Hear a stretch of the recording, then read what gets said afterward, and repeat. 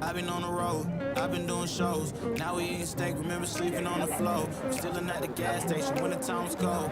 In the kitchen, hostage trying to flip it out the stove. Rocking fake J's, praying that nobody know. Watch him take my dog away, it was way too hard to stay composed. Fight to see the light of day, all this blood on my clothes. I was tired every day, green light, it's time to go. I don't wanna live life fast or die too young. Die too young. 100 miles per hour, might crash, cause the good die young. Yeah, the good die young. Push it to the limit, I can't go no more. Red light, no way, I'm coming back home. Long dirt road, all on my own. I'ma be the greatest, write my name in the stone. Write my name in the stone. Yeah, I'm coming back home. Yeah, I'm coming back home. Write my name in the stone. Cause I'm coming back home. Yeah, I'm coming back home. I'm back where I left because I know my people needed me. Diamond in the rough, I don't know what it is they see in me. Go down as a legend in my city cause we beat the streets. Trying to spread the wealth around the block, no I can't keep from me. Told me I should leave. I see the bigger picture and it's way bigger than me. Can't be living like a king, but my people need to eat. If I got it, then you got it, we gon' get back on our feet. And I put that on me. I don't wanna live life fast or die too young. Die too young. 100 miles per hour might crash cause good die young. But here I come. Push it to the limit, I can't go no more. Red light, no way, I'm coming back home. Long dirt road, all on my own. I'ma be the greatest, write my name in the stone. Write my name in the stone. Yeah, I'm coming back home. Yeah, I'm coming back home. Write my name in the stone. Cause I'm coming back home. I'm coming back home. Coming back home. I'm coming back home. Y'all coming back home. Y'all coming back home. I'm coming back home. Y'all coming back. Push it to the limit, I can't go no more. Red light, no way, I'm coming back home. Long dirt road, all on my own. I'ma be the greatest, write my name in the stone. Write my name in the stone. Yeah, I'm coming back home.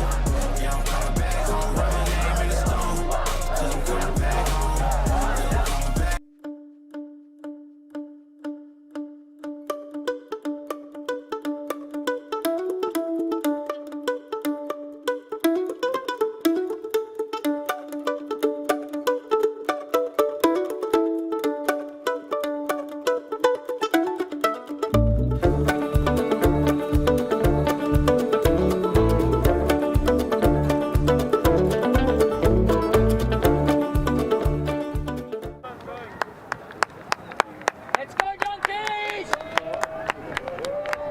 Welcome back to pitch number 1 to the stream field here at the University of Limerick. We have a Masters mixed game coming up between Pook Ultimate from Paris, France, taking on Long Donkeys from the Republic of South Africa. My name is Rachel Doshnerova and I'm here with Georgina Gigi Morrison. Hi Gigi, how has your day been so far? It's been pretty chilled so far. I had a nap before coming here, so I'm feeling relatively refreshed and very excited for this game. It's actually a very important matchup for these two teams. The pool as it sits and as it's played out so far has meant that there is a weird 3-4-way tie between the teams. So whoever wins this game has a really nice line into the top 16, obviously leading into pre-quarters and quarters later on in the competition. Got it. And I believe by chill you also meant chilly, because since we have no rain today, and very little wind, or like just a normal amount, it is quite chilly here on the field. So we will see how athletes deal with that as the first pull goes up and the long donkeys prepare to receive. They get moving pretty quickly and put up a deep shot. Defenders underneath, but the receiver reads it much better, and it will be for the score. Number 14, Alistair van Heerden, for a first offensive hold for donkeys. Quick point, very few passes, straight for the goal. Yeah, that'll give them a good deal of confidence going into the start of this game. Beautiful offensive structure, them seeming to get a really good level of chemistry together, and a very well read disc. Nice and easy first point for the long donkeys. They don't seem to be phased by this blustery little bit of wind so far.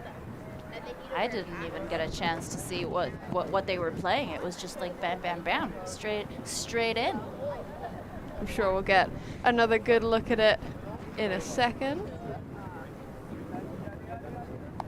In any case, we will see if Pook can respond in a similar fashion. Of course, Pook being the reigning European Masters Mixed Champions from Wrocław about a month ago, after a great performance in the final, I believe against the Italian team. Kyla centers the disc for Pook. Goes to the side.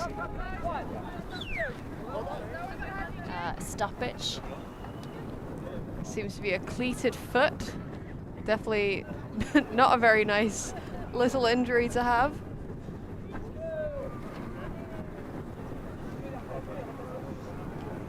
Tejeda will bring the disc back into play. Looking for the reset. Finds it eventually. Dorieri working with Kyla. Seems like zony look by the donkeys, forcing more passes than necessary. But now Pook getting a gainer through the first cup. And Kyla for a quick pop for the score. That was Fumagalli getting the disc right behind the end zone line. So not as quick as the first one, Gigi, but still pretty solid. Yeah, definitely. Long donkeys giving Pook a good opportunity to slow down their offense. I almost thought that you made a pun there with the zone play. Kyla giving the assist from that point. Kyla also being one of the head directors of Zone Ultimate. Not surprising to see some big names on the pitch throughout this week. Hall of Famers, great contributors to the Ultimate community.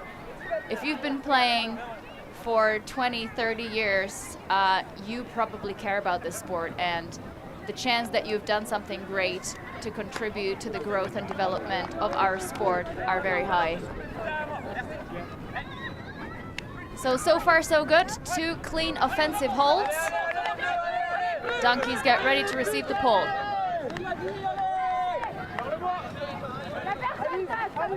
Holcomb goes to the side. And Pook opt for the zone defense as well. Bloy returns the disc to Holcomb. And now a nice gainer over the top of the first cup. Peterson, sorry. Oh my God, I can't believe. Oh, now I think now Pook is transitioning into match D, but a foul will be called on one of the cuts. But what I was trying to say, that did you see the way Holcomb is holding the disc when throwing a forehand? I believe he's using his thumb, trying to put spin on that inner edge of the disc. Hopefully we'll get a better look at that, but that's a grip that I have never seen before.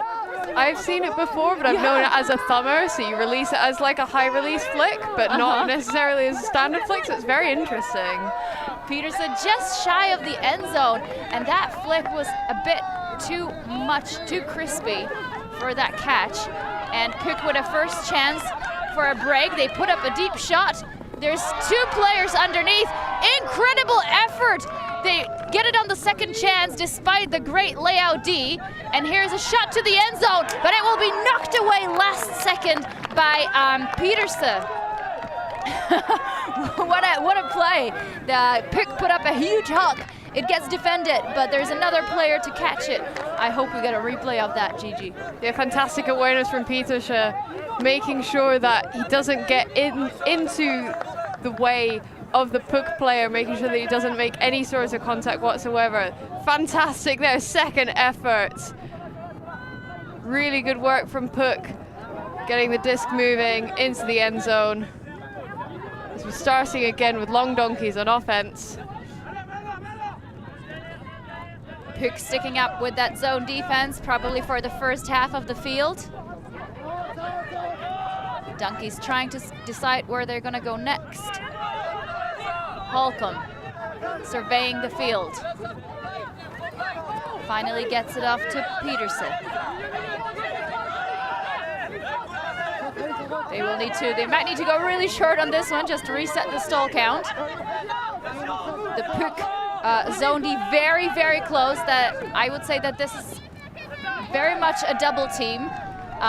But either way, they get the turn and put the disc right back in the hands of the donkeys with an errant throw into the end zone. Maybe looking a little too quickly into the end zone, misjudging the wind slightly. Obviously being super keen to try and get that score in as soon as possible, try and conserve some energy, but they're now having to work hard again on defense against this really effective long donkeys offense. Petersen finally finds a slice through, but Donkeys forced again to put it to the sideline. But here's Petersen, who's going to go for the quick flick. The defender's underneath, and it's just enough to scare the receiver and force a drop. But on the other hand, if the Donkeys can get it back straight away, they might be in a more favorable position for the follow-up offense. Myberg having to concentrate a little bit longer to try and make sure the disc got into her hands, but Torrieri got their body into the way, maybe just giving a little bit too much of a scare. I agree. Pook now choosing a slightly more conservative approach to their offense as they need to work around the donkey zone. We see a four-handler setup, really moving the disc horizontally quite a bit.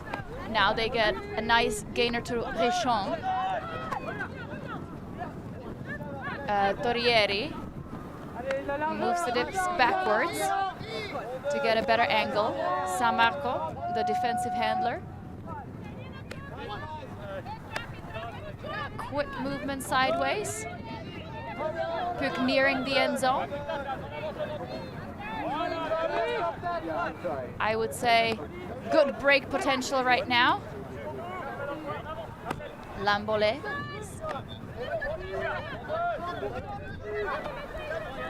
Donkeys doing a good job protecting the end zone, but they miss Lamboles, who's attacking the front of it and gets the break for Pook eventually. Good stuff from Pook, and Donkeys looking a little bit frustrated. Pook with the chemistry moving through that zone. Long donkey zone looked quite poachy towards the front set. So you had three players marking some of the offensive handlers, a person in the middle acting as like a mullet, and then you had a lot more match marking downfield where all the cutters were. But Pook generating some really efficient cuts, trying to slice through and move players around, as we saw in that last point. These Pook players have been playing together for a very long time. A lot of them either playing for AO Pook, which is a very well-established mixed team in Europe, but also some of the female contingent having previously played for Yucca and then moving back over to Pook. As well as the French national teams, of course. I really liked, I liked the donkey zone. I think the sideways passes is exactly what it was trying to force, but I think what they didn't expect was that Pook was going to move so quickly from side to side. And then it was really hard on the defenders downfield who were doing the less poaching and more match-D to really protect every open pass. And here's another turnover by Donkeys, and Pook will go the other way. Gabriel. And San Marco with a wobble. Donkeys quickly picking up, try to use the advantage. They're stuck a little bit on that far sideline. Try to get a gainer, but it will be knocked down by Pook. A lot of the Pook players trying to signal, calm down, we've got plenty of time, let's not rush things, particularly against this zone. It would give Long Donkeys a little bit more time to actually get themselves set up, give them better defensive positioning, but Pook also needs to take their time and realize that they do have 10 seconds per throw. Bertut returns the disc to Gabriel, who's now working with San Marco. Again, that quick sideways movement. I'm really liking the middle, I think right now they only have 3 handlers in the back, but they always make sure that they have a 4th person close by as a threat, helping to move the cup. And now a foul will be called by San Marco, as number 12 from Donkeys came in hard from the side. We will see a replay on that. It's yeah, he was trying to pull away last second, but San Marco did take a hit to her side. Pook keep possession, are now moving slightly backwards. There's wide open players behind the first cup, but none of the handlers seem comfortable enough to actually go for that throw. It is downwind, but it needs to be put in with a lot of precision. Gabriel now on the closer sideline. Tavo, another one of the 3 D-line handlers. And he takes a timeout. Not a bad decision, as it seemed like the Pook offense was going nowhere at this stage. Yeah, I definitely agree with that call.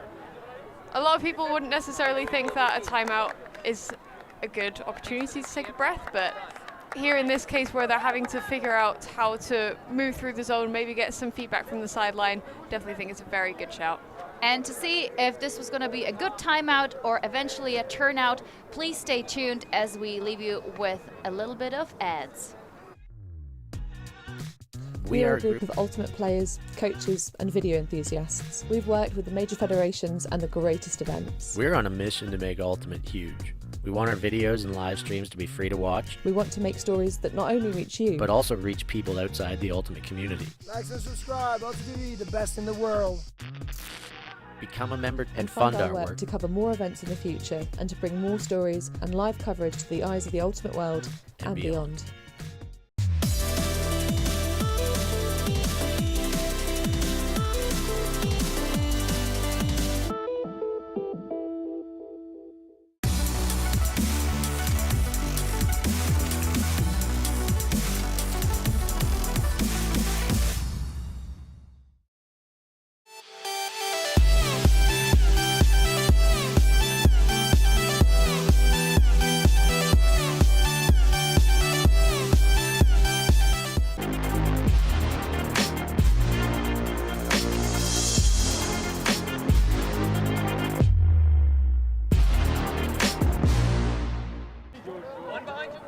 Welcome back after the timeout. The disc has been checked in the meantime. Pook is currently with another opportunity to break. They took the timeout to really figure out this donkey zone that was causing them to take a lot of passes, and the handlers weren't really progressing. So we will see if the tactical breather has brought its fruits. And here is the big hammer that has amazingly opened up the entire space in front of the end zone. So Pook really got a gainer there. San Marco now knocking on the doorstep, but she will go backwards. A wobble is saved by Gabriel. He's going for the up line. There are some other options. Pook now taking it a bit more easy. Pretty happy with what they've accomplished so far. A nice break. And now they're really on the end zone line, and that's just what they needed. Here's another break for Pook. Just a little pass into the end zone. The Long Donkeys set up their zone really well, but Pook took those adjustments, probably getting some feedback from the sideline, maybe from some of the downfield players as well, saying like, hey, we need to be a little bit more aggressive in taking our shots, because the zone that Long Donkeys are putting on is aggressive in itself, so we fight fire with fire. They've proven that really nicely with yet another break. I think the only mistake that Donkeys made in this last point was that clearly the zone is either forcing one side or forcing middle, and we saw that just there on the replay, that the mark did not set up properly and on time on that last shot, and the wing in the zone cannot protect everything. You know, they always have to pick one player. So that's a second break for Pook in a row, coming with lots of energy into the game. And the Donkeys will go downwind once more.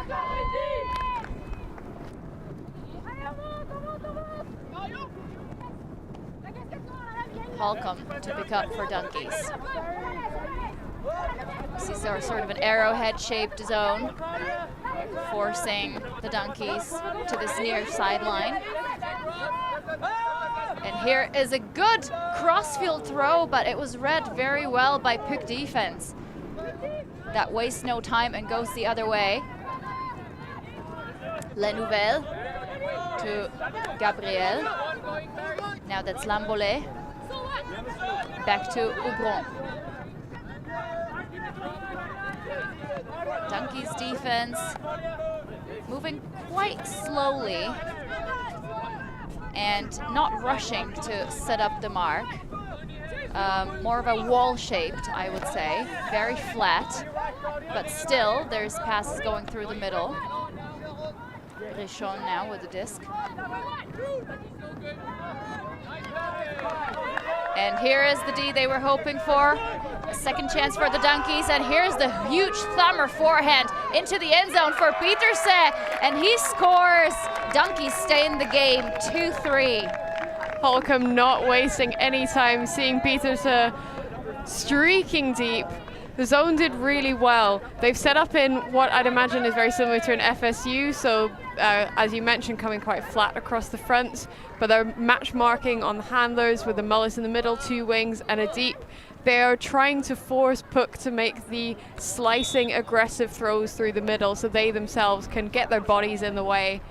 As you saw there, the D just grabbing the disc from a slightly popped off disc. Beautiful thumber flick into the end zone. I absolutely can deal with the thumb. We have discussed throwing techniques of different people on the stream before, saying that the techniques has also, of course, developed throughout the years, and some players, mostly in the great grandmasters division, just look very different when throwing, but a thumber forehand is really something that's completely new to me.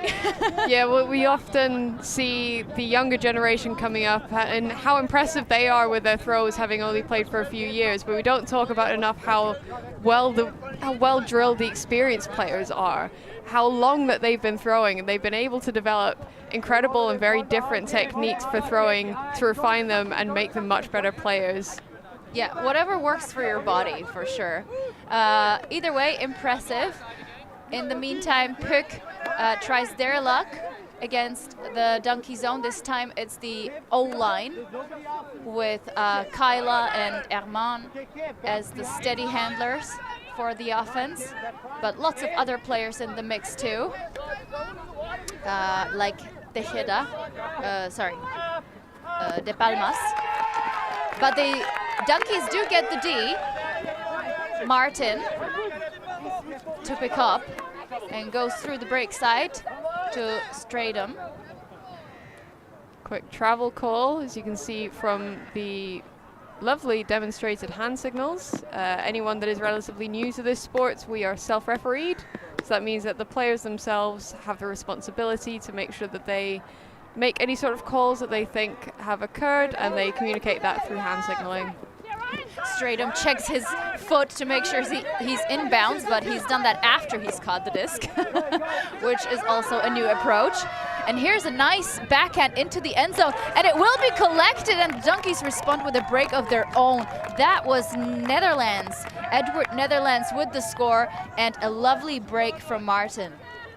You can see the step up in confidence, the air of energy that has suddenly come over Long Donkeys. Stratum earlier on in the point made sure that he got the D, slapped that disc down, and then saw Netherlands streaking deep towards the end zone, making a beautiful backhand break shot. We just get another quick replay of this. This is exactly what this zone defense is designed to do. Get the aggressive player cutting in and trying to get and intercept their body into the way.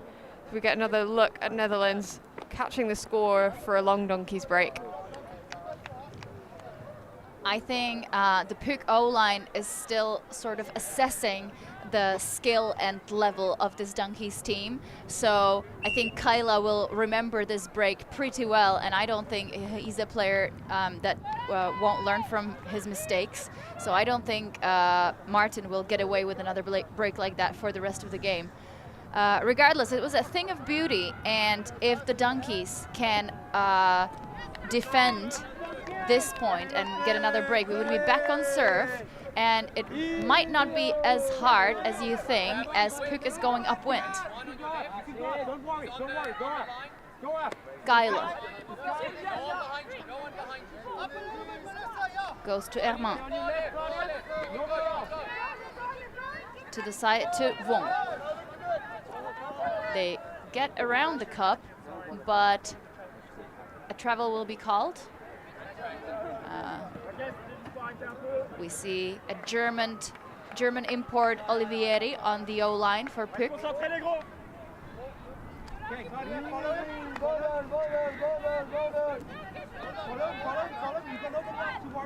They swing it around. Geila on the near sideline. Back to Herman. Vaughn keeps swinging.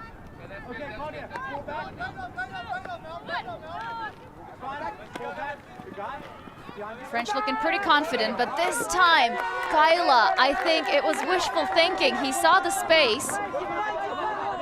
And here's Martin. Picking up the disc, marked very closely by the French. Netherlands gets open. It's gonna center to Martin again.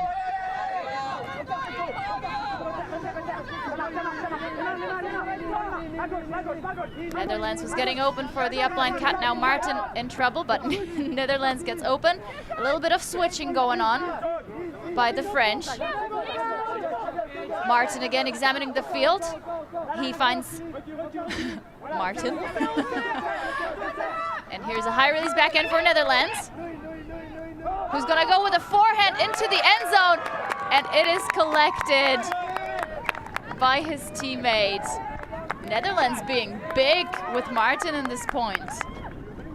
Rosalind Dredge for the score there in the end zone, hugging the disc, being like, I cannot believe that I just got that. Obviously seeing a lot of the Pook defenders getting in the way, but giving Long Donkeys another break. You could see throughout that point how well drilled and the high level of chemistry between some of the Long Donkeys players. These are players who have been, well, from the male contingent, they've been playing together for a long time. A lot of them having played WUCC in 2018 as Long Donkeys in the men's division, and they wanted to come to Masters to bring some of their female players along and allow them to play at the same high level that they've had the opportunity to do so, which I think is incredible.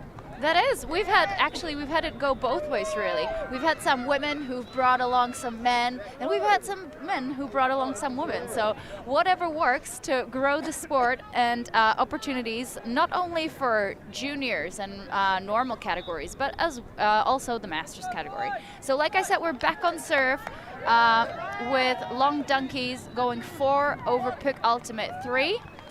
And we're essentially just where we started. The Pook O-line now with an easier task going downwind.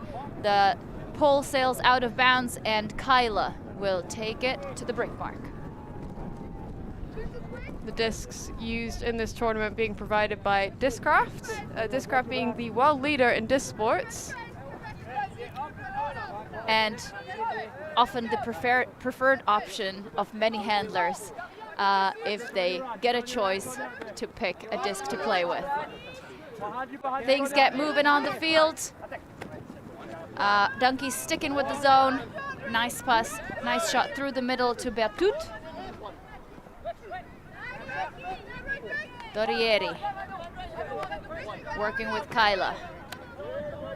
Now they get a nice gainer. Kyla with a little give and go. We're getting closer to the end zone, but we know how difficult the last pass may be. Huge scuba fake, but decides for the backhand. Gabriel now. And here is what I'm talking about. The last pass into the end zone, we've seen those backhands rise over the heads of the intended receivers many times. And Pook managed to set up a zone immediately. And here's Peterson.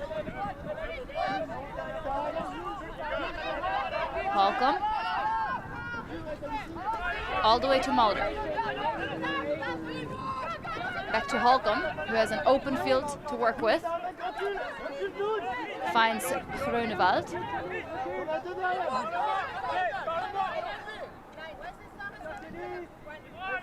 Peterson now directing the traffic. Will go with an overhead throw, and it will be knocked away. I believe that was De Palmas, a super experienced player with lots of field awareness. Great D to put the disc back into the hands of Pook. And here's a high disc from Kyla. Yeah, when the wind is blowing, you want your receivers nice and tall. I'm sorry, but that's just how it is. Yeah, we're seeing a lot more of these high release shots, and while sometimes they're definitely a favorable option, when you're playing against zones like both of these teams are putting on, it is maybe not necessarily the best option. Oh, and a huge grab from the Donkeys. That was Mulder with getting up high, extending all the way in between the two defenders. And that's a score for Donkeys, and that means another break. Yeah, you can see how much it means for this Long Donkeys team. For both of these teams coming into this game, I believe we're seeing a timeout from Pook. We'll just have a quick chat about some of the previous results. Both of these teams, as we mentioned earlier on, having generated a little bit of a three-way tie. So against Reunion and Heidi's, Pook lost to Heidi's, but Long Donkeys actually beat them. Everyone has so far lost to Reunion, so Reunion have very well topped the pool, but it's these two teams against Heidi to make a decider for the top 16. So as we said, this game is quite important for both these teams. I'm also going to take a quick break to review my Afrikaans as we go into a short breather.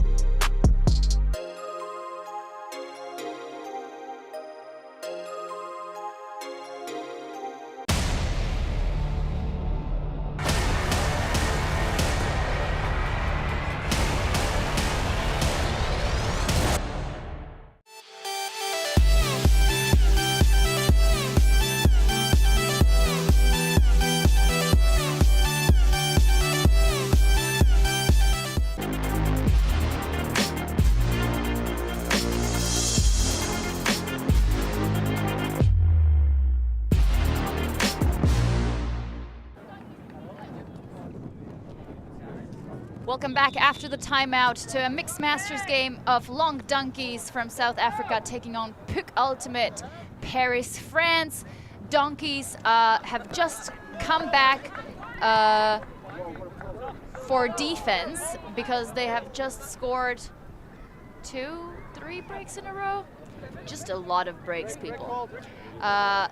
Pook took a timeout to sort of think about what can be improved and to consolidate themselves, because I believe the European Masters Mixed Champions know better than this. But this long donkey zone is causing them a little bit of trouble. So here's Herman with the disc. Long swing to Kyla. Herman, Kyla, and Torrieri will work together, but they will have to work together on defense right now as a turnover occurs. Donkeys quickly moving down the far sideline. And here's a huge put for the end zone. There's players underneath. Great read and incredible awareness by the Donkeys to keep the feet in despite the pressure from the defender. But it seems like there will be a call. Different people signaling different things. There's some hesitation as to whether Bloy was actually in the end zone. Let's get another shot here. It has been called as a goal by half of the players. Some of the other players having a quick discussion. Let's get another quick look at that. It seemed like a point to me, but it's up to you to rewind your stream and have a look again and again. So from the sideline, both teams are allowed to review the footage. We ourselves are not actually allowed to give our opinions towards the players. I will gladly give opinions to whoever asks for them. But they also have the perspective of the game advisors. So game advisors are allowed to give a reminder of rules. They can't, again, they can't give any sort of final opinions. That's correct. They can help with the interpretation. You can ask them if you have forgotten any of the rules. They can help to remind you, as well as offer their perspective. Like we said, final decision rests with the players, and that's what we love about our sport. Another break for Donkeys. Pook falling behind 3-6 at the moment. Long Donkeys really seem to be on a stroll here, and it seems like Pook will send in a slightly different line this time, just to change things up and have other players try their luck. San Marco, Torrieri, goes to Ubron, Torrieri again. And here's another turnover for the Donkeys. Can they put in another one? Martin gets the disc back immediately. It's in the middle, puts in a laser, and here is Netherlands with another score. Martin and Netherlands seem to be unstoppable for the Donkeys, Gigi. The Long Donkeys absolutely fired up. They know that this zone is effective against Pook. It's getting into their heads, and Grunewald managing to get his hands right into the disc, smacking it down, and the Netherlands getting another point on the board. I'll tell you one thing, Gigi. I think the Long Donkey zone, when it works, it's just amazing, because they have a lot of their women in the front and then the guys in the back, which means that whenever a turnover occurs, they have the handler set already in the backfield, and so they can start moving very quickly before Pook defense is able to adjust whatever they decide to do, either a zone or match D. And then the women just push a bit further into the end zone, make space, and it's just been so effective. I would love to see them use those stronger female players a little bit more often. You are seeing it pass through the hands through the male contingents. It's true, but it is a skill as well. Like, not that I wouldn't want women to touch the disc more. Of course, I will be the one who always puts themselves in a position where I have to get the disc, be it 1 meter away from the thrower. I don't care. But it is a skill to also stand in the right spot and pull away defenders. So the Long Donkeys team really seems to be clicking. So here's the O-line for Pook again, back in its original setup, I believe. Kyla to Herman.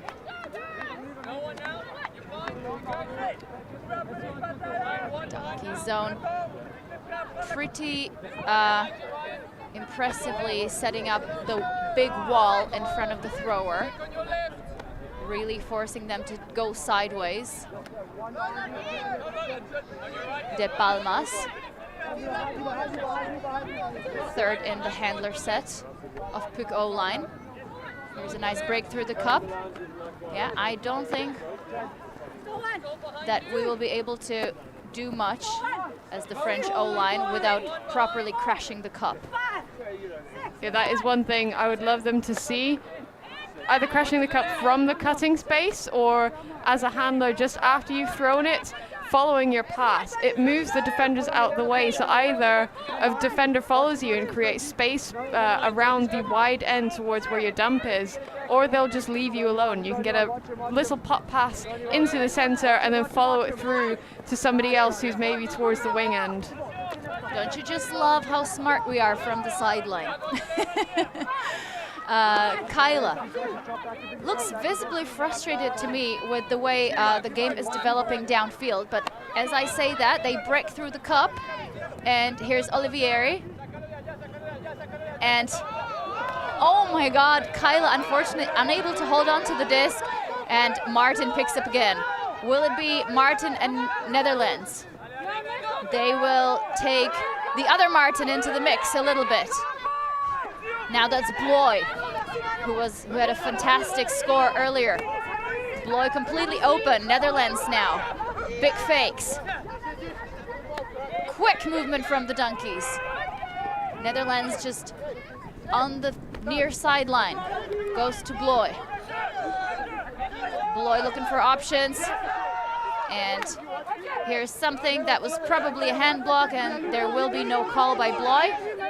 Yeah, Bloy waiting a little bit of it, like waiting an extra second, thinking, oh, did I get stripped? Did I not? But not making any sort of call towards the PUC defense. Olivieri now. Helping out a bit more from behind the first cup. Crushing it like we were crashing it like we were saying they should. Herman now in the middle. Goes to Kyla. Now they're finally finding the spaces in between the donkey defense. Pouponot goes to Herman.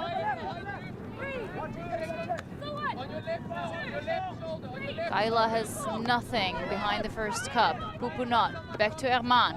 Nice defensive effort. Las Palmas. De Palmas. De Palmas gets it again. Herman, very comfortable with the long passes. Kyla with De Palmas. Oh no, Herman.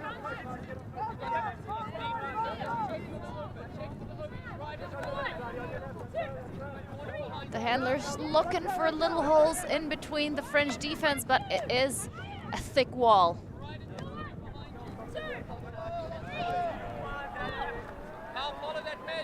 Again, relying on the long swings. Here's the gainer, and there's a shot for the goal. Olivieri, the German import for PUC, who finally score after a decent while.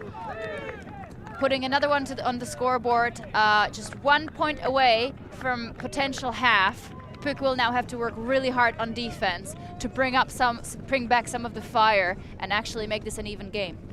They definitely needed that point. PUC having to iron out some of the kinks. We've seen, I'd say it's about a 50-50 split between just blocks from long donkeys itself that they've generated, that they've forced, and then some fumbles from the PUC offense, dropping the disc a bit too much or throwing the edge in the wrong way of the wind, so it's causing the disc to fly in an errant direction.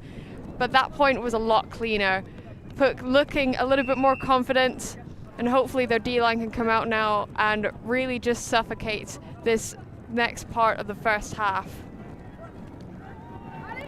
So a big pull goes up.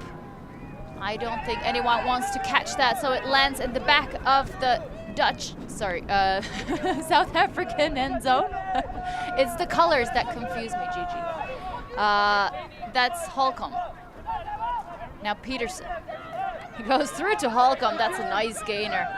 Now they take it all the way to the other side to Groeneveld. Straight him to Holcomb. Wobbles the disc but gains control.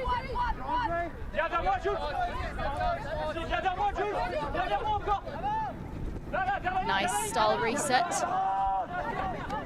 Van Heerden back to Holcomb. The Pook zone very close. That is 100% a double team, but no one calling it. Petersen. Holcomb going through. Good from Van Heerden to get low. And here's a really nice break to Petersen. He's looking for somebody. Beautiful lefty backhand. Lots of movement. Donkey's getting dangerously close to the end zone. And Holcomb just needs one more pass to Petersen. Long Donkey's absolutely not bothered by the Pook zone. Showing Pook how it's done against the zone, keeping the disc moving and keeping it active, trying not to get too stagnant, and it's super effective. They've now taken the half 8-4. What would you like to see from Pook in the second half? I would definitely try some proper match D. I think there's a good chance that it would throw off the South African offense a little bit more, because clearly the zone, regardless of how tight they try to play it, is making very little difference in their defensive efforts. So we will see if Pook takes our advice or comes up with something different to surprise us. And please feel free to get some snacks, use the bathroom, get refreshed, because you have about 5 minutes of halftime, and we are checking out for now.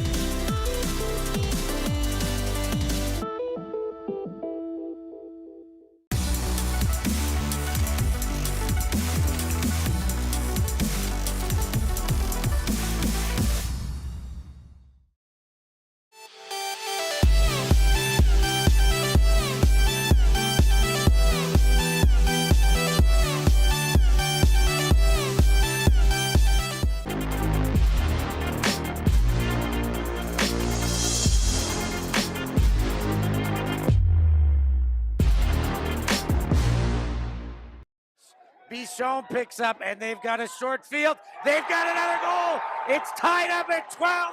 I cannot believe what I'm seeing Can here. Lola Dam chase that one down? That is a score for Hartlinger Elferkel. Fantastic run by Julia Lutz. We're on a mission to make Ultimate huge. And we believe that that requires knocking down the paywall. We want our videos and live streams to be free to watch, and we want them to go viral. When you become a member, you enable us to improve our working relationships with tournament organisers, events and federations. And you'll help us to produce live stories for Ultimate fans, and to generate new fans with our enhanced content. We are a group of Ultimate players, coaches and video enthusiasts, and we want to bring you coverage on a more consistent basis. We want to make stories that not only reach you, but also reach people outside the Ultimate community. Ciao ragazzi, support the community. Let's subscribe Ulti TV. There's lots of the videos, posting, everything. Check it out. They are the best one. Woo! If you want to grow Ultimate Sports, become a member of Ulti TV. Regardez Ulti TV. Deviens un membre d'Ulti TV et fais grandir ta communauté. Top Ulti TV بالمه يروقين كما Ultimate بندرومنا. Si quieres ayudar a Ulti TV, puedes ser miembro de Ulti TV. Everyone, follow Ulti.tv on Instagram, on YouTube. They've got everything. Best content. Like their pictures if you love free speech. Just do it. We're counting on you. Bli medlem på Ulti TV. Became member of Ulti.tv. Mamma mia. Contribue au développement d'Ultimate avec Ulti TV. Like and subscribe. Ultimate TV, the best in the world. We want to grow Ultimate. We want to grow Ultimate. We've worked with the major federations and the greatest events. We have our signature style 2-camera setup, with thousands of hours of experience. And our crew is globally dispersed to facilitate coverage everywhere around the world. We can also scale back our broadcast with just one elevated camera, or scale up with 2 fields, 2 cameras, and 2 commentators on each. We work with local teams and we all have the same mission, to grow the sport and bring it to new people by providing live coverage and news stories. Become a member today on our Patreon page. And fund our work to cover more events in the future and to bring more stories, ideas and live coverage to the eyes of the ultimate world and beyond.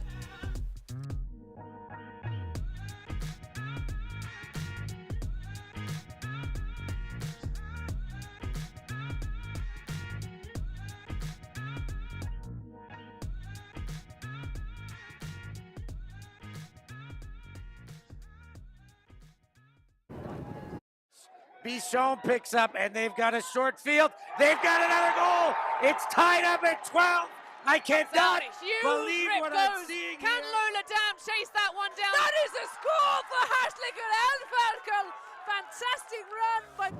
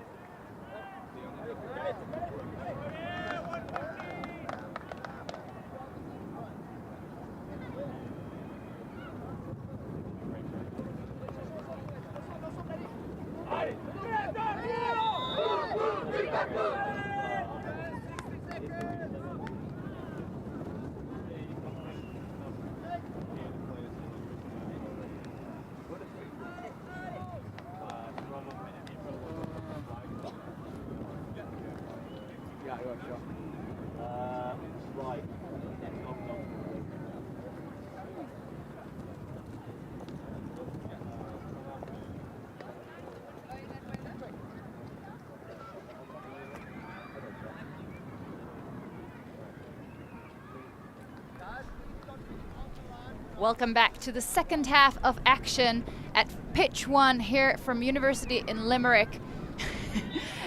We have a Masters mixed game of long donkeys from the Republic of South Africa facing off Pook Ultimate. How has the first half been, Gigi? We saw a little bit of trading to start off with, both of the teams going 1 for 1, and then long donkeys seem to gain a little bit of confidence, feel themselves out, and have stormed ahead in this game. Pook now having to pick up the pieces, iron out the wrinkles, and then figure out what's happening for the rest of this game. Luckily for them, they will start this half on offense, and they're moving pretty quickly this time through the donkey zone. Herman now with the disc. We'll go backwards to Kyla. He is usually pretty big for the Pook roster, but has had a couple of mistakes, unfortunately, in the first half. They center back to Herman. Here's Olivieri with the disc. Goes to the side.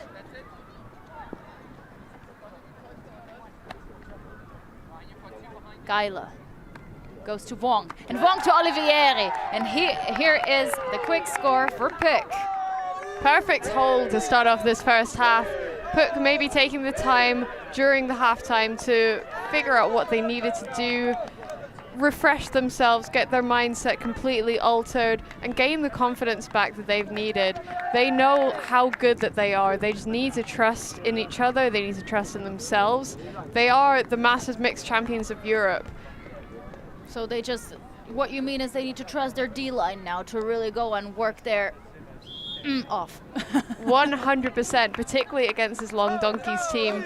They have a lot of chemistry as well. Long Donkeys we've seen take on some very aggressive shots. They are not afraid to put it in this win, and that is something that Pook needs to respond to and be aware of. So we've seen Pook come out in a zone most of the time for their defensive points. There weren't that many. And now the sideline is getting loud, and we will see if they will try something else for a change of pace. Judging by the body language of the person with the disc in their hand, it's going to be another zone. Dorieri with a big pull. It's going to stay in bounds, is it? We can't really see the sideline. It's being bricked currently. An easy call for Holcomb. He is just a tower, completely unbothered by any defenders around him, and a signature thumber flick that you can try at home, but at your own risk. There's a big high release backhand, 2 players underneath. Easy collect by Van Heerden. Tries to go straight back to Holcomb, but here's the D that Pook needed very much, but now they still have about half a field to go. Dorieri finally finds Gabriel. Stoppage on the field. Looks like an uncontested foul. It must feel quite intimidating when you have the towering stature of Holcomb as your force. Just looking at our stats sheet, not quite 2 meters tall, 199 centimeters. That must be a bit painful. Would you add an extra centimeter into your shoes just to make you up to that 2 meters? Definitely. Dorieri now. Working with Gabriel.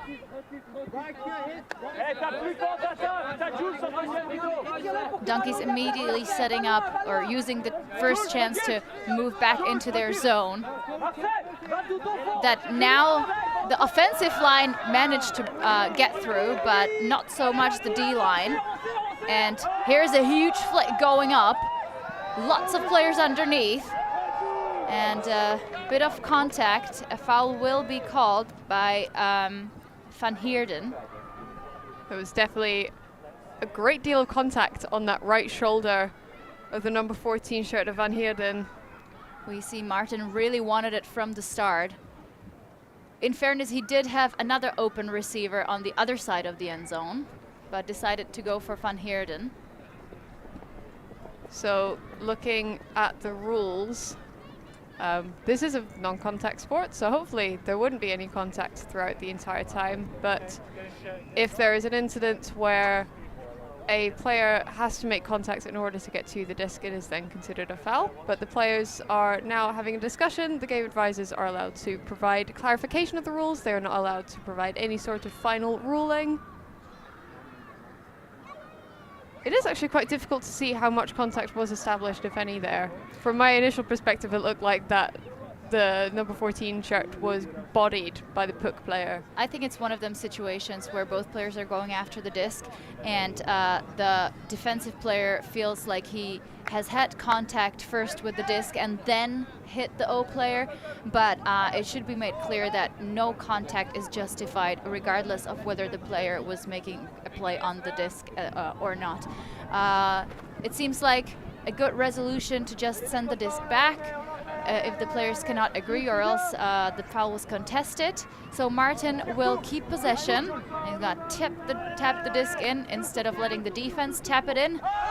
And here's another quick forehand, and it will sail out of bounds, the receiver having no chance on that. A good look though. Holcomb's high release flick has been very difficult to stop so far, but the wind carrying that far out towards the back of the pitch. We get another look at that.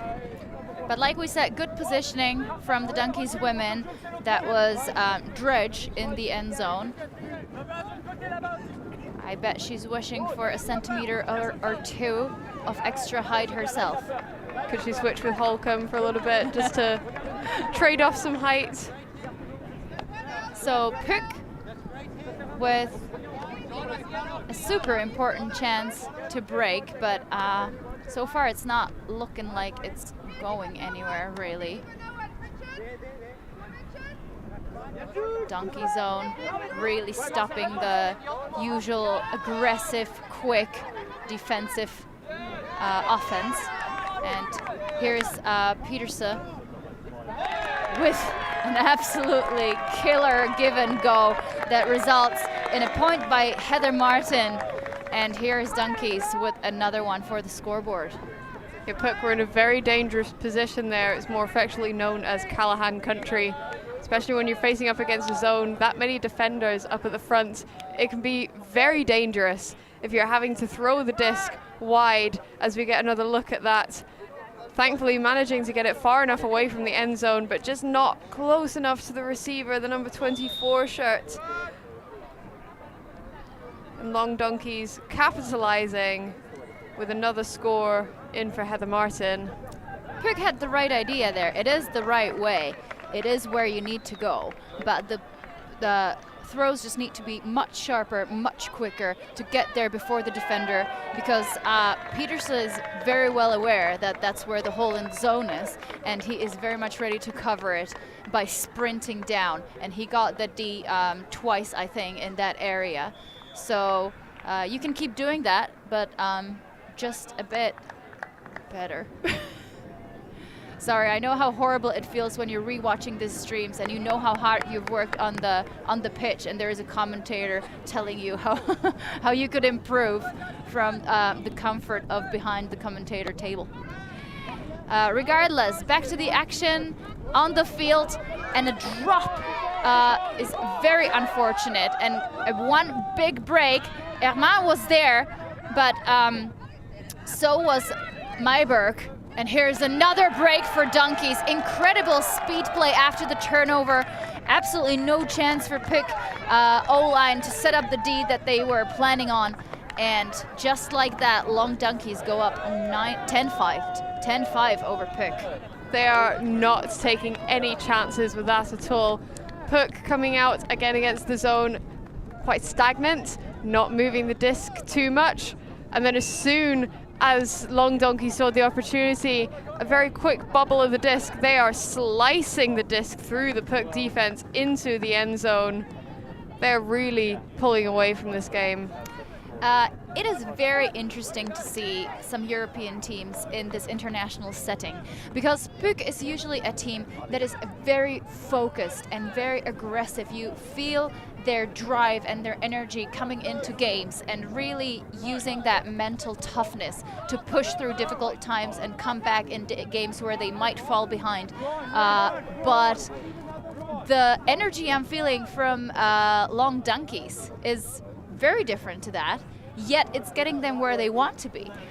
I feel like they're coming from a place of joy very much. I see a lot of like happy faces from the sideline, very cheerful, very entertaining, I would say, and it's working for them quite a bit.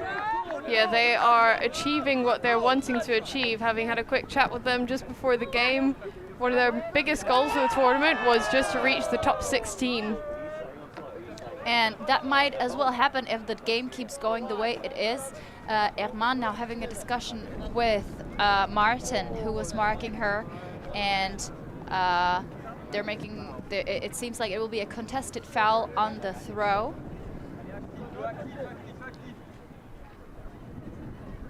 And Pook get to keep the disc. Uncontested after all. Okay, uncontested foul. And Herman will go into the wind. De Palmas. We now see Donkeys applying a little bit more pressure, even on the handlers. Kyla now. Can he see behind the first cup? Another discussion will stop the play. Usually a travel is not a stoppage, but in this incident, I believe Myberg was saying that you traveled through me, so causing a foul at the same time. So an offensive foul, let's say. Getting the perspective from the game advisors on the sideline, wearing very lovely green t-shirts.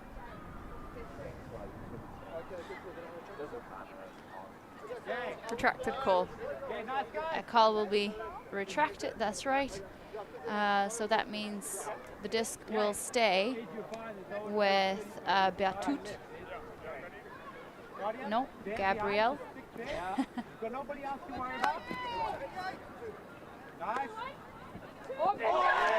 And another turnover for Donkeys. They immediately pick up, and they have two receivers in the end zone, but it will be Bloy with another score.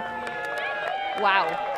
Wow. Now that's a hole that will be really hard for Pook to come out of. 6-point lead by the Donkeys, and you can feel the energy just overflowing from this Donkeys team. So happy with themselves, and they have a reason for it. That zone achieved exactly what it needed to. Olivier coming dicing through. So we get another quick look at that. Pook moving the disc, and then Olivier finding the position to slice through. Martin picking up the disc for a different receiver, but Bloy absolutely rising up into the end zone, adding another point to her stat sheet. She is, well, before this game, she was currently the stats leader for Long Donkeys, and showing why she is that. Impressive. So as the teams go into their second half timeouts, we will take a little breather.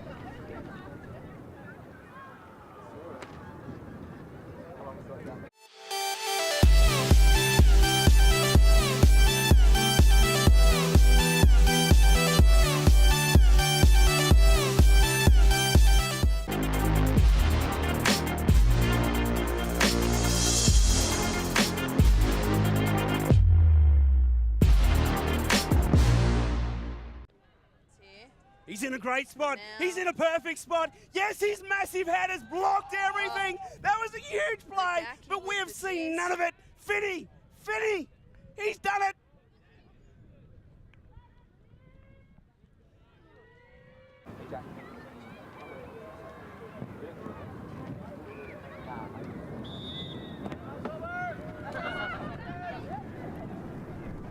So after another timeout in the second half for both these mixed masters team, we're coming to you with more action from pitch 1 at the University of Limerick. Today is the last day where we stream only one field. Starting tomorrow, we're going to have even more coverage, more teams, more broadcasting coming to you from the World Masters Ultimate Club Championship. We've had a very interesting yet entertaining game so far between Long Donkeys from the Republic of South Africa and Pook Ultimate, the current reigning European Mixed Masters champions. They were taken, I would say, by surprise by this aggressive Long Donkeys style of play, I would say. The defense doesn't look as aggressive as just a plain wall zone, but it is working very effectively for the South African team and has been causing Pook a lot of trouble, even making them switch around their regular offense and defense. Really now we can see that they're sending in some players that we haven't seen for the rest of the game. I believe that's their defensive line trying their luck against the zone.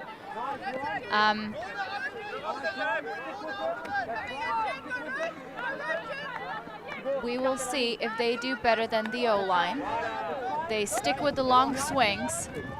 Really not much happening behind the first cup. San Marco with a high release backhand down the sideline. Now a nice, safe, secure grab. We get a little bit of gains. Again, the handlers with the four-handler setup, they get through the first cup, but there's no continuation, unfortunately. San Marco and Touveau, together with Ubron, swing the disc from one side to the other. So as we can see, the donkeys will always have two women in the front, two men slightly behind them, completing the wall. One female wing, one male wing, and then a deep defender in the end zone. A stoppage of play due to a travel might bring the disc back, but at this stage we have a Pook player with the disc right in front of the end zone and a completely free female receiver in it. I feel like it should be clarified that travels are not stoppages, but they seem to be having a quick discussion, maybe saying that I don't believe that this travel was necessarily going to affect the path of the disc or the movement of the disc. That's the thing. Very few travels actually affect the throw that follows them, but it still should be called, I think, and adjusted, because then, you know, anyone could just travel all the time, which is not what the rules were meant to achieve. So the disc will go back to Lamboles, and a high disc wobbles out of the hands of San Marco, and just like that, Netherlands, the player, has a disc. A collision in the middle of the field. I was just about to say how clean and concise the D-line has been on offense so far. That was an errant disc. It happens sometimes, the wind popping up a little bit more, but I definitely feel like the Pook D-line needs to tell the O-line how to play against the zone. You'd think that obviously the O-line should be a little bit more proficient in terms of playing offense, and I'm not saying that they aren't, but this D-line seems to be more switched on to how to play effectively against this style of zone. Well, they know that once they score, they'll get to play again. But in the meantime, they will have to do what they most probably do best, and a disc wobbles out of the hands of Mayberg, and the Pook D-line moves the other way. If they can score, they will most probably play again. Victoria now in the handler mix.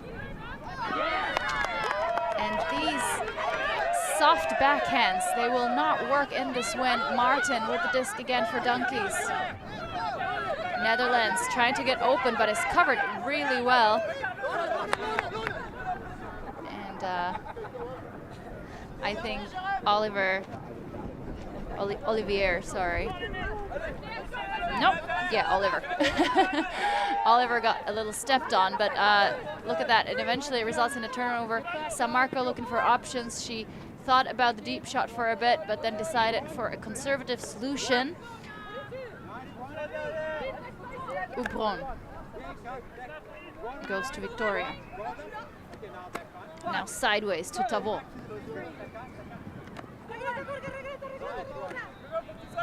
San Marco through the middle. Like you said, the D-line is doing pretty well. They look a little more confident. And here's a pass through the middle to Lamboles. Lots of open players. They just need to be able to complete the shorter passes. Good crushing through the cup. Lamboles now looking for the dump, and here's another wobble on that dump pass.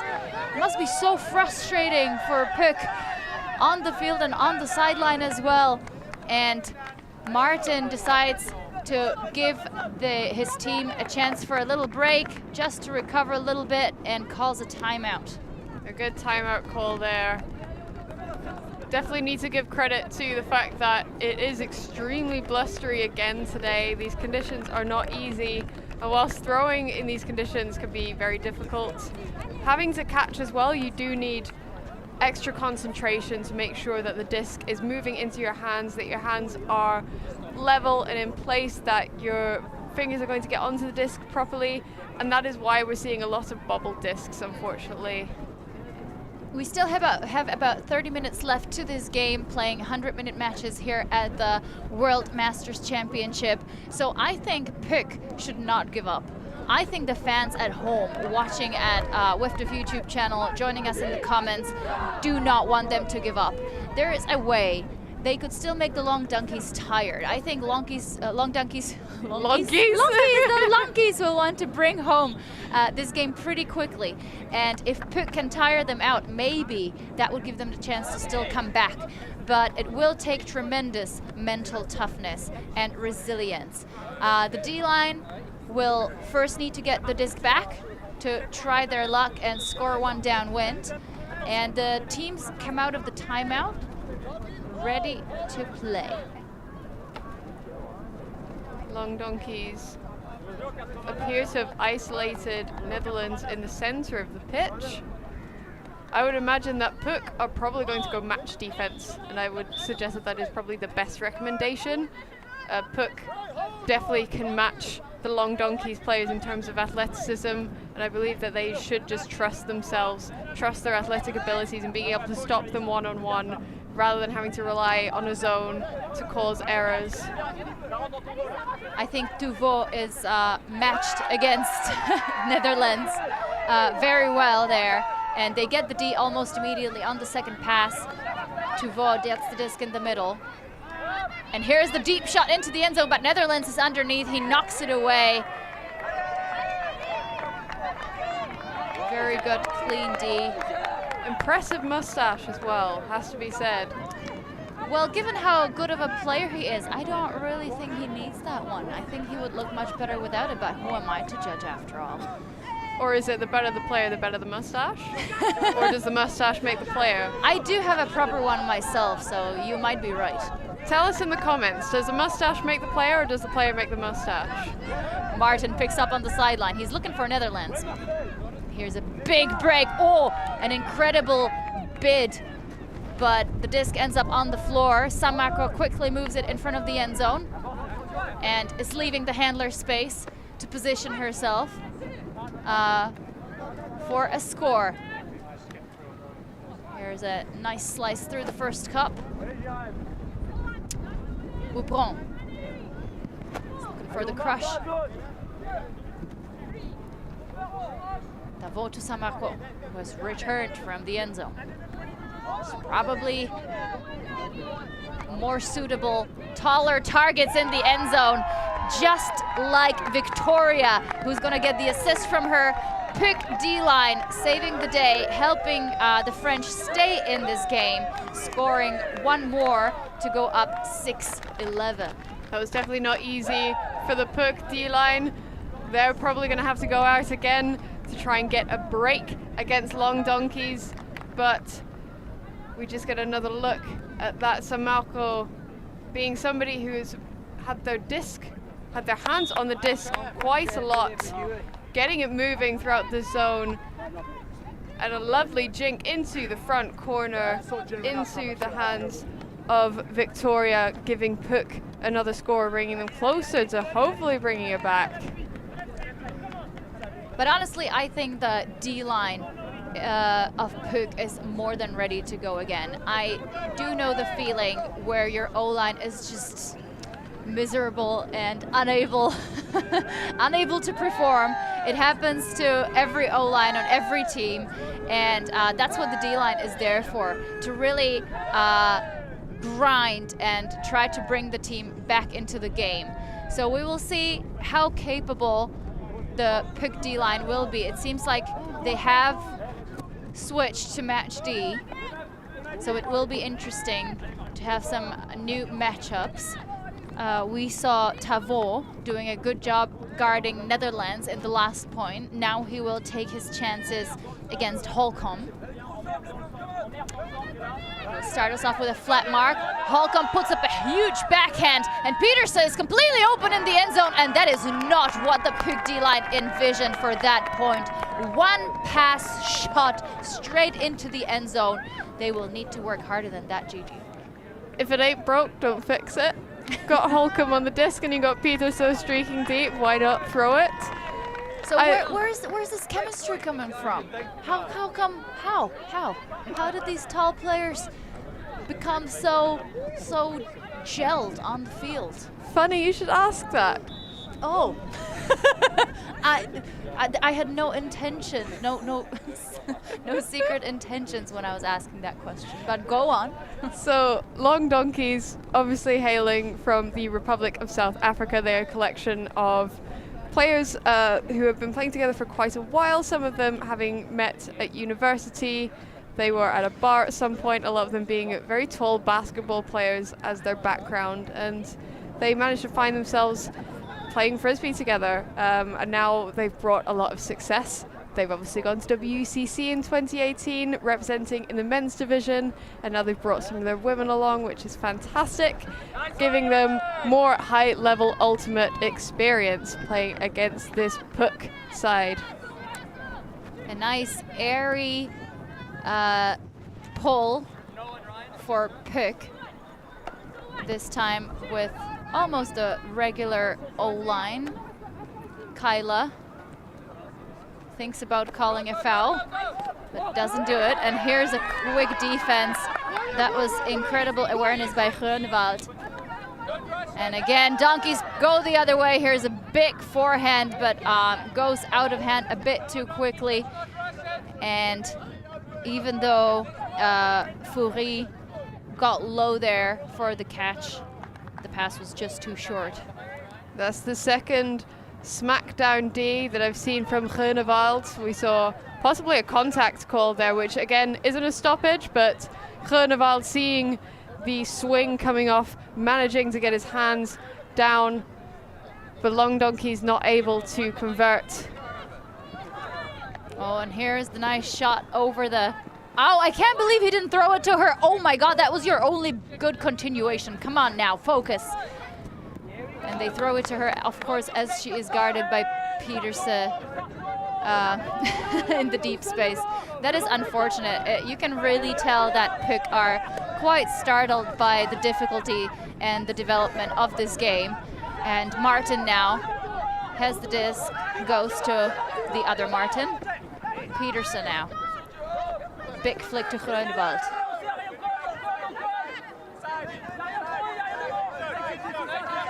Martin again for a short pass to Peterson.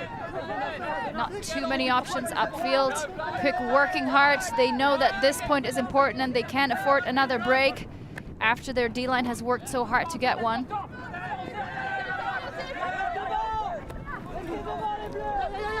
Peterson.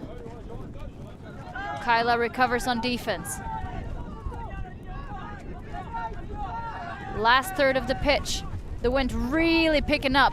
Martin gets it, but returns it right back to potentially her husband or a cousin, who knows. Here's a big backhand into the end zone. Peterson is underneath it, and even regardless of pressure from De Palmas, he gets the score, and that's another break for Long Donkeys. 13-6, incredible effort, incredible energy from the South Africans. Here we're getting closer towards the ending of this game, judging by how the results have gone so far, but PUC were still fighting throughout that point. The PUC O-line putting their bodies on the line. We saw a fantastic bid from the 55 shirt of Kayla, really wanting to drive home, getting that disc. Here it is, as we watch it again, into the hands of Peterson. Peterson also catching the score, making sure that he didn't completely deck the French player, thankfully. That was such a visionary pass. He saw Peterson. You can tell that he has, I don't want to say tunnel vision, but he just sees Peterson very much on the field. That was the nicest way of saying he has tunnel vision ever. It's the most complimentary way. That's right, and Fumagalli was in the way, and he got up high to try to block that straight backhand, but it was just a few centimeters away and just enough to reach its target. So here's again the defensive line of Pook working on their offensive skills against this difficult donkey zone, San Marco.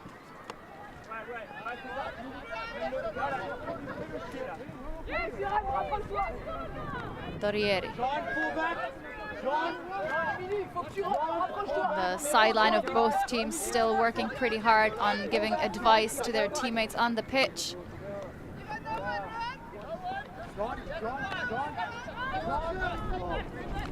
But Pook quite blind to the open players behind the first cup, who in fairness aren't positioned ideally for an easy throw. So a low save by Tavon. San Marco has the disc again. Big fakes. Here's Richon. A nice gainer to the front. They can continue. Yes, they can. Here's Victoria. Victoria goes to Dorieri. And Dorieri with a high disc all the way into the end zone for Tavon. And the D-line does it again for Pook. And they keep them alive. Fantastic textbook offense against a zone. That was beautiful work. Starting to look a bit stagnant at the front to begin with, but Pook starting to switch on, thinking, okay, yeah, we actually need to get this disc moving, finding the open options and then slicing across the pitch where the now open side has been made, and Tavon making sure to milk it into the end zone for another Pook score. Here's another difference that I have noticed by this Pook D-line. I think San Marco, of course it is her second nature being a shorter player, does a great job really opening up spaces with her big pivots and fakes. Whenever you start getting stagnant or stuck against a zone, I think it's always a good idea to throw in some big fakes and big pivots to really move around the defenders, navigate the players downfield, and that's exactly what happened. She was the one who found the hole in the zone and started off the smooth run towards the end zone. So here's a great pull that landed just in the back, but they move it quickly. And gain yards again. Netherlands on the sideline. Goes to Holcomb. And potentially a foul will be called. Yes, we understand. It is quite intimidating when Holcomb starts crashing the cup right in front of you. There was a little bit of contact, so I believe it's an offensive foul call. The players having a brief discussion. I think Holcomb agreeing that he will make sure to try to avoid contact a bit more on his next move through the cup. Now they go shoulder to shoulder. Peterson.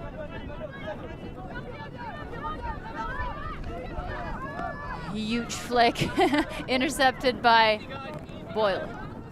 Peterson has it again, puts up a big flick for Netherlands, and he is there. These guys just know exactly what they're doing. Never mind, it will go back because there was another call on the field. There seems to be a travel call on Peterson's flick. So the disc is being brought back. Maybe even before that, it seems like.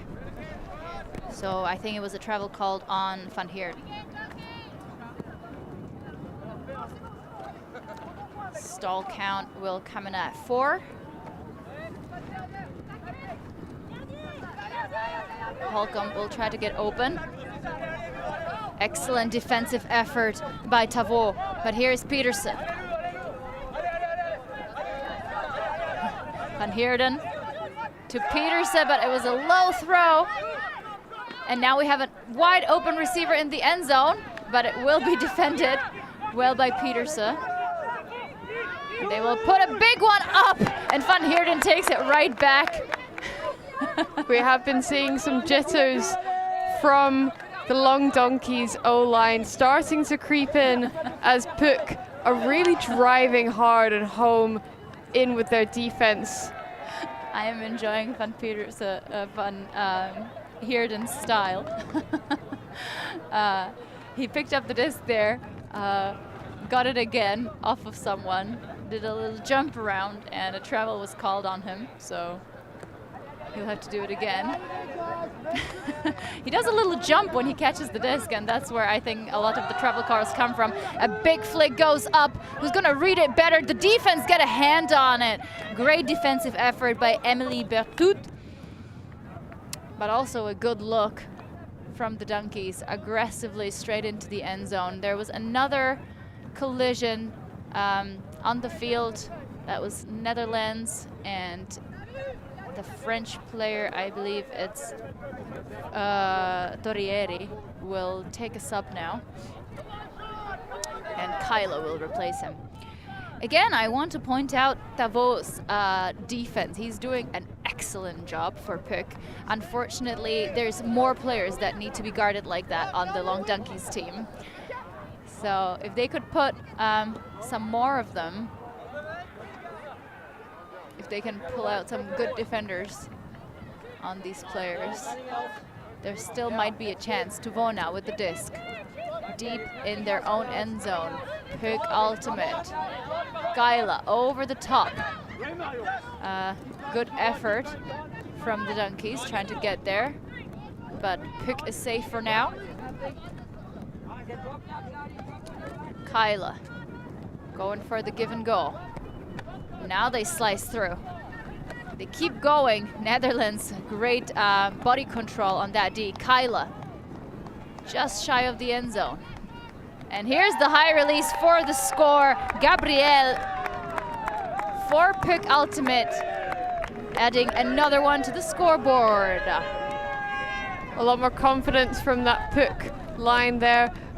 A fair amount of stoppages, lots of turnovers in that point, so it's very difficult to bring yourself back into that, making sure that you can actually convert the score again. A very well-earned hold from Pook. Long Donkeys looking quite uncomfortable when faced up against a matched defense. I think Pook definitely needs to take that into account and think, okay, we know how to apply the pressure against this team. Yes, it's windy, and yes, they'll take some deep shots, but we need to back ourselves match to match, sorry. I think they're slightly less concerned, the Long Donkeys are, as they are only 2 points away from the hard cap. So maybe they're taking it easy, not pushing themselves too much, still putting on the pressure. We saw lots of contested catches in that last point. But they just know that if they keep scoring downwind, they will eventually get what they wanted, which is a victory in this Mixed Masters game. We are in day 3 of the World Masters Ultimate Club Championship. And the Long Donkeys from South Africa receive the pole one more time. Netherlands with the disc. Free. Back to Netherlands. Holcomb has an open forehand. He even has time to set his thumb the way he wanted it to. And here's a collision in the end zone. That was so difficult to judge. Will there be a call from Olivier? No, there won't. That will be the pass as a defense. We'll see that replay again. Both players in the right spot. It seemed like Olivier caught it, but probably didn't stop the rotation of the disc. And one of the last chances for Pook to show that they're able to break through this donkey zone. Gaila goes to San Marco backwards. They have a wide open Lamboles behind the first cup, but they just need to see her or get it to someone who can actually hit her behind there. San Marco. Gaila. Tavo. Seems like the defensive line is a well-oiled machine when it comes to offense as well. Tavo.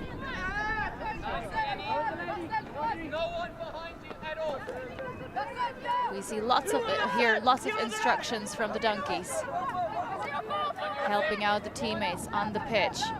San Marco, big fakes. That's what I was talking about a while ago. Really confusing the cup and making them guess where her teammates are standing. Kaila finally gets through, but there's no continuation. San Marco with a wide swing to Richon.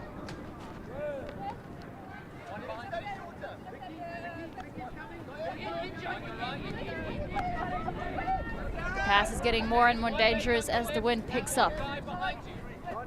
Donkeys closing in on the handlers.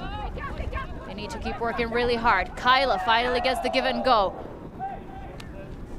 And a player is down. Netherlands getting his body in the way, possibly quite a dangerous interaction there.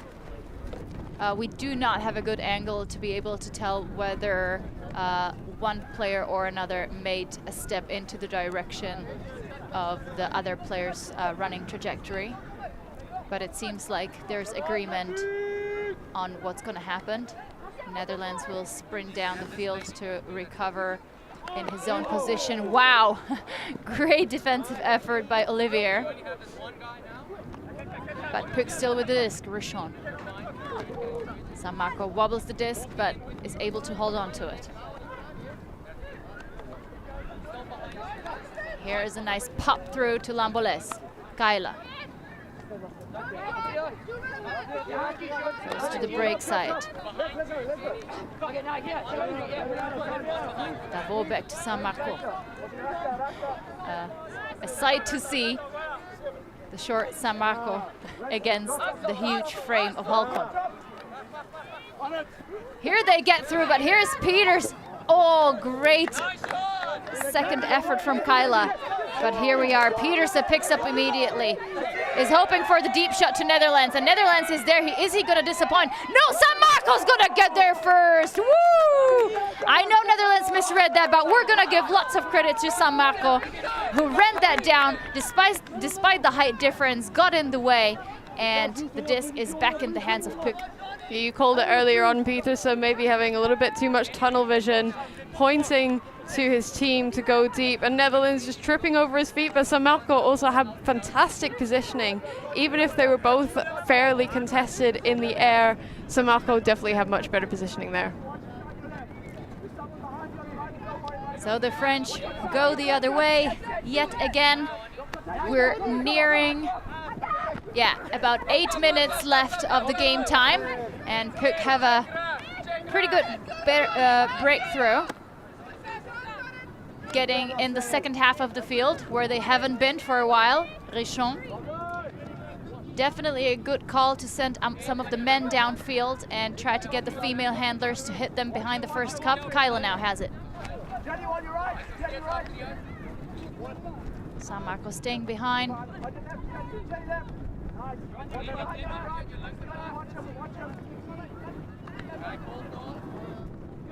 Handlers again pretty static. Kaila goes to side.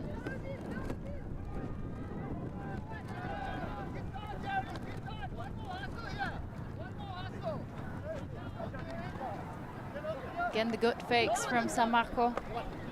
Pook keeping really good movements of this disc, but Long Donkeys choosing to maintain their zone even up to the end zone line. And incredible footwork from Julien Gabriel, scoring another point for Pook. Kaila with the assist. Seems to be some contest from Netherlands as to whether the disc was actually inbounds or not. We just get to quickly watch that back. Kaila's disc floating really nicely into the end zone. The footwork, oh, it's very close. If his foot was indeed in bounds, I think he did have possession before he fell out of bounds.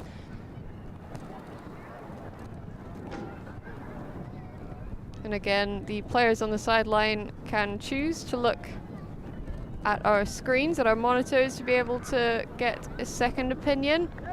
It has been called as a goal, signaled by the game advisors, sticking 2 hands in the air, wearing their wonderful green t-shirts provided by VC, outfitting the world's best Ultimate player since 1998, and media crew and game advisors and volunteers at this tournament. That is correct. If you would like some merch from this tournament, make sure to hit your friends and relatives competing at this event. There is still plenty of gear available for sale in the VC tent. It seems like the teams will really use up all their timeouts in the second half, so we will also take a little breather here in the commentary booth. Stay tuned.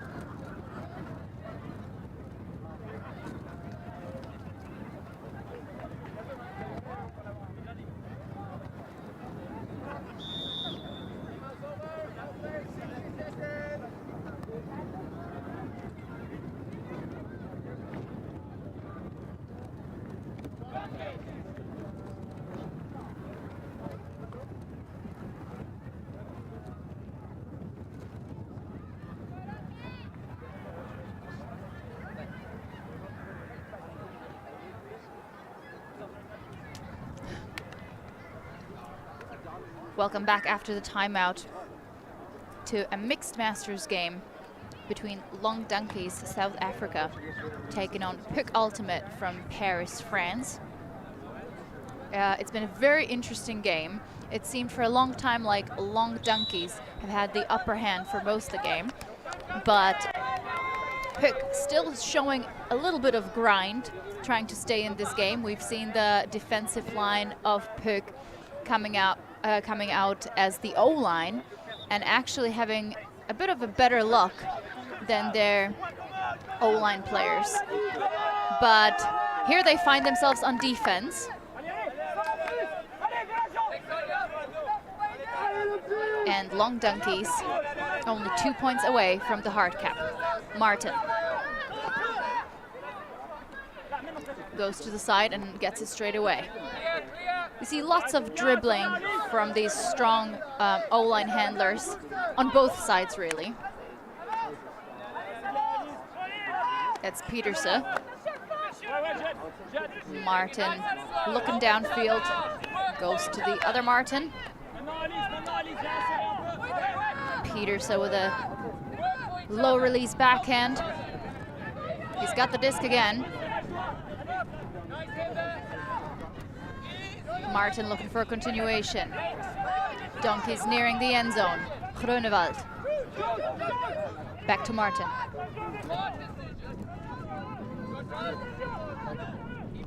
The Donkeys cutters really grinding, and here's the quick laser into the end zone. Grunewald will not make this point stick for Donkeys, as there seems to be a pick call. Is it, Gigi? Yeah, that is indeed a pick call. A lot of the players raising their fists, showing their biceps, showing their guns. That is the hand signal for a pick. That is where the defensive player has been obstructed in their path, trying to mark their person. Petersen will have to look for another option. He chooses Martin in the back. They go sideways and back into the middle. The sideline calling for smart decisions. Easier said than done. Grunewald returns the disc to Martin. A bit more dribbling. Disc almost destroyed by that great defensive effort from 31, Gabriel. Martin with a breakthrow. Just shy of the end zone is Bloy. Martin thinks about it for a second, but goes to Bloy instead. She returns the disc immediately. Peterson attacking the front of the end zone.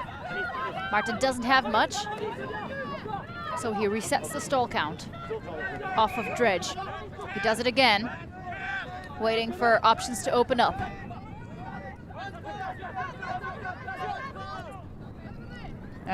Game advisor signaling the stoppage from the other side of the pitch. A lot of bodies getting into each other's way.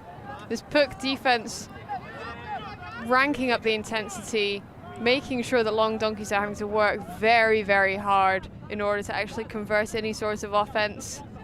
We get a quick look at that again. Martin signaling to his team to try and get things moving. There appears to have been a foul call. Yeah, Pook definitely doing a really good job. The best so far out of all their defensive efforts against the Donkeys. But another collision, which will be passed as a pick, I think, downfield. Like you said, Gigi, if this kind of pressure had been applied by Pook from the start of the game, I think we would have been looking at a different scoreboard. I agree. It's definitely taken Pook 10 points too long to figure out what's happening. Yeah, in fairness, their O-line was struggling a bit, so there weren't that many opportunities to figure out the defense on time. But anyway, Long Donkeys close to the end zone, but they have been for a while. These calls can be advantageous for Pook as well. I'm obviously not accusing them of calling them deliberately. These do happen very organically, but this is stopping Long Donkeys' flow. Long Donkeys do rely on their flow to keep the disc moving. And a high release to Peterson. Torrieri was looking around to make sure he finds the disc, and I think Peterson is now calling a foul or something in the sense, yeah, sort of calling Torrieri entering his space as he was trying to get up for the disc. And they will ask a game advisor's perspective, or else their teammates first, actually. There may have been some contact initiated from Torrieri. The players themselves having a discussion now, trying to figure out the best resolution. I would imagine in this case it's probably going to be contested and sent back to the thrower. I really... yeah, let's see that again first. Here is the high release. Sort of partially a Hail Mary, really. There's a bit of contact. Push off. Peterson might have gotten an opportunity at the disc, but there was some contact initiated. It's difficult to argue. Yeah. I think Peterson is saying that he wasn't able to jump, right? Yes. Due to that contact at the start. It seems to have been retracted as a call from clarification with the game advisors. Torrieri pumps the deep fake, but they go sideways instead. Again, the Pook players very hesitant to crush into the cup because they know that the male defenders forming the rest of the wall from Donkeys are there waiting for the continuation. So instead they choose very little gains by swinging the disc sideways. San Marco keeps swinging to Richon. And Richon finally finds an open player, but here's Peters right on time to return the disc to the hands of the Long Donkeys, who have been struggling offensively a bit more in the last points, but still seem unbothered. It did almost look like Peterson wasn't respecting that deep player. Pook trying to take advantage of a wide open receiver, but Peterson turning on the jet, storming through and getting the run through D. A foul call has stopped the play once again. Martin taps it in. Grunewald back to Martin. Peterson with laser to the sideline.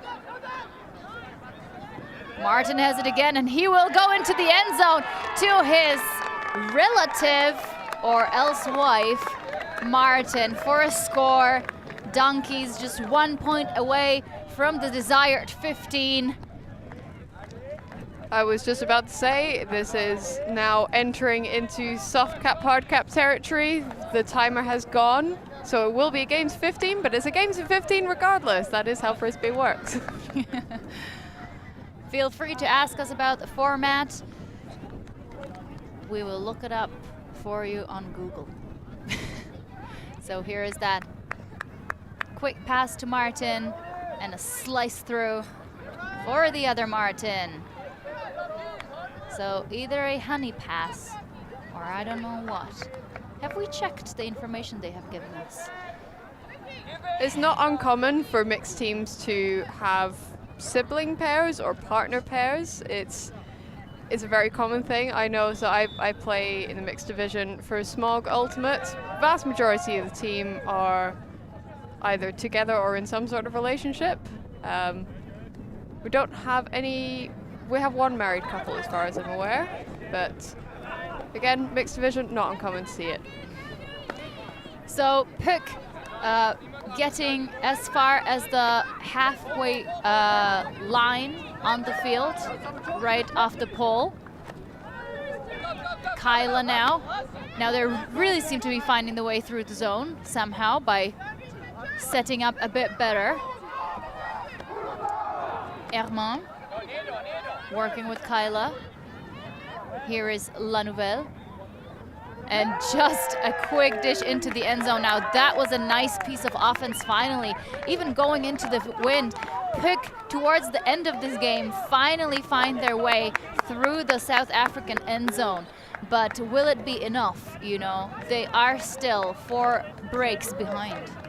Beautiful work from the Pook O-line, taking some pointers from their defensive side, thinking, okay, we need to actually get the disc moving a bit more effectively, make sure that we're slicing through the long donkey defense.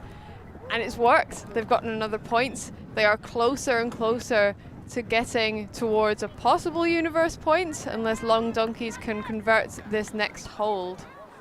So as Pook pick their D-line stars for this potential game point. Pook pick possession players? Yes. We would like to remind you that both teams have been playing for a really long time. We're 6 minutes over the time limit, and we see some excellent sideline support from the French as they really need to score this one, and another 4 after that. But Long Donkeys waste no time. We have the superstar handling team of, oh my God, and a turnover occurs. Huge chance for the French. Just bouncing off the chest of Groenewald. Davos stuck on the sideline. He will put a big backhand into the end zone and a wide open receiver. That is a score for Pook, and that was way too easy for them. I was just about to say that Donkeys put their best people on the line as well. We saw Holcomb, we saw Martin, we saw Petersen, we saw Bloy.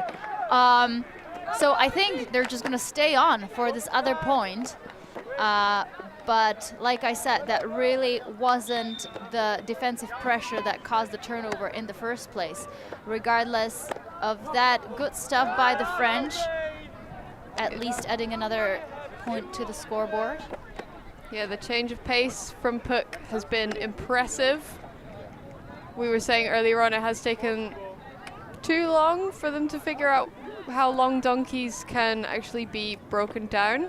But their change in pace and change in energy has given them a few more points on the board. They're reaching ever closer to that glorious universe points, but long donkeys coming out of that quite flat. Hopefully they might be able to bring their own energy back, be quite clean in this next hold. Holcomb. Martin in the middle.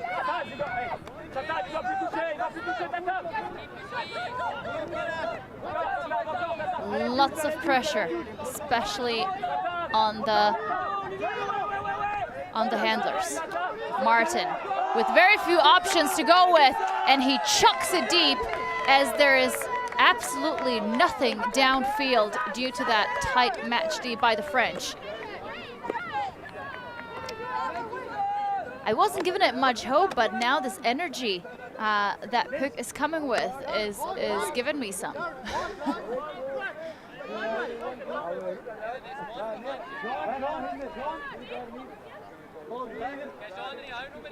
Torrieri picks up for the French.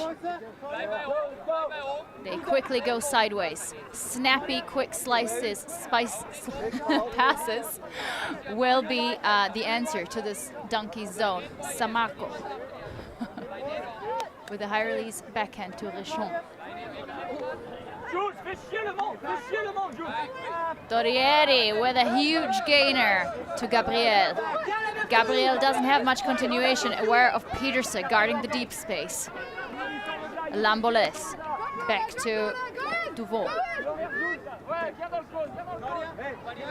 Samarco leaves the disc to Richon, who luckily gets there on time.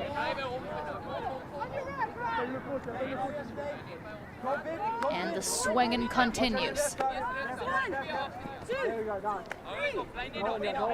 It is the nearer sideline where the French could potentially get the continuation, as there is an option to create a mismatch downfield.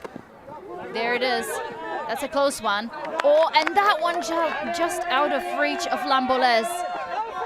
And donkeys get ready to go the other way. And here's a huge forehand. Peterse is underneath, but so is Samarco.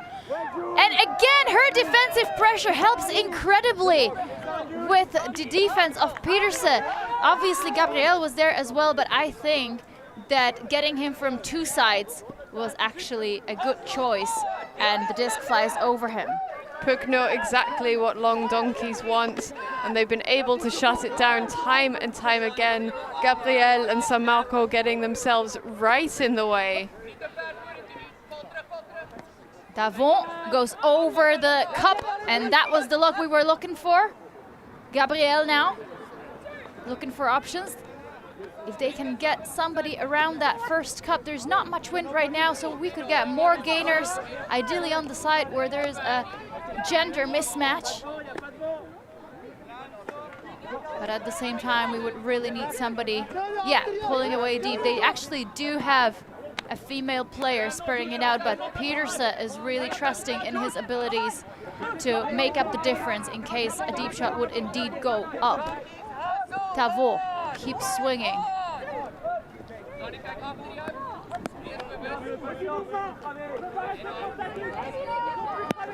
Samarco. And we see donkeys closing in on the handlers, applying even more pressure as Peters is helping them in the middle of the field.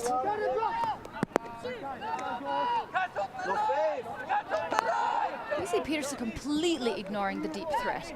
And of course that makes it really difficult for the cutters of the French downfield to actually make themselves useful at all. Torrieri. Samarco now deep in the Pook own end zone. Richon with very few options. Finally finds Torrieri. And he takes a timeout. Woof! Good to have a breather. Good to calm things down. Yeah, I think I don't envy Pook having to adjust tactically. Like we said, it will be difficult if the deep threat is completely ignored.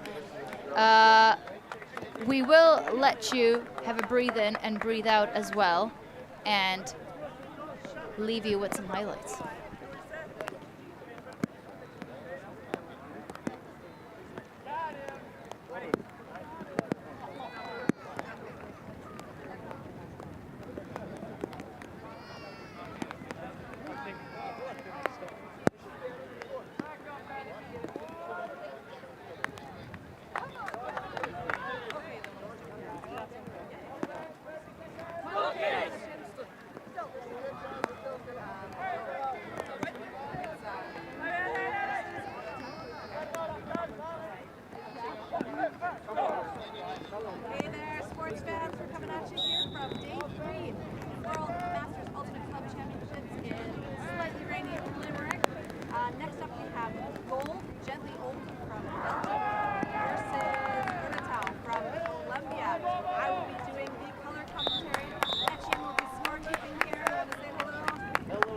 as we come back after the timeout, well into the slot for the next game actually.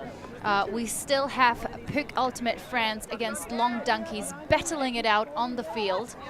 PUC have another chance to break, but Donkeys sticking to their solid zone.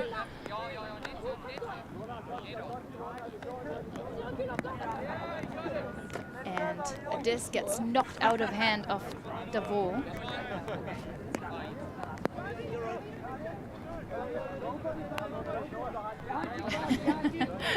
It almost looked it just flew out of his hands, not necessarily as a result of the Long Donkeys players' defensive And an interception pressure. by Martin.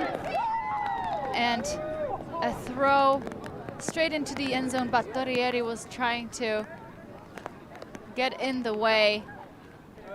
And that is Fourie visibly shaken, but I think she will be fine once she realizes that she has brought it home for the Donkeys.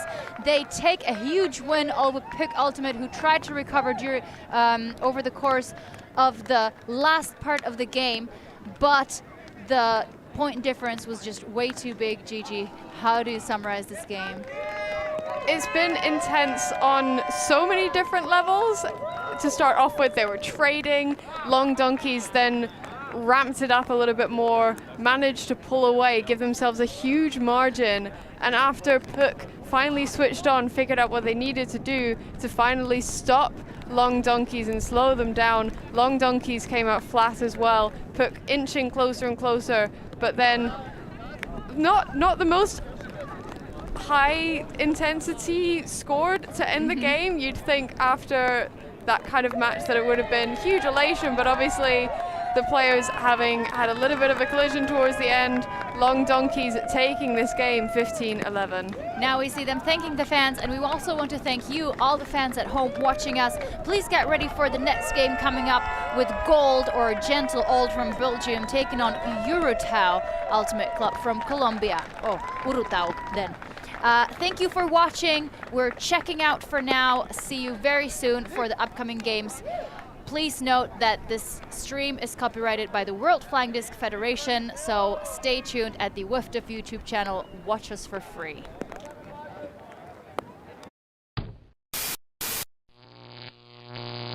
Alti.tv.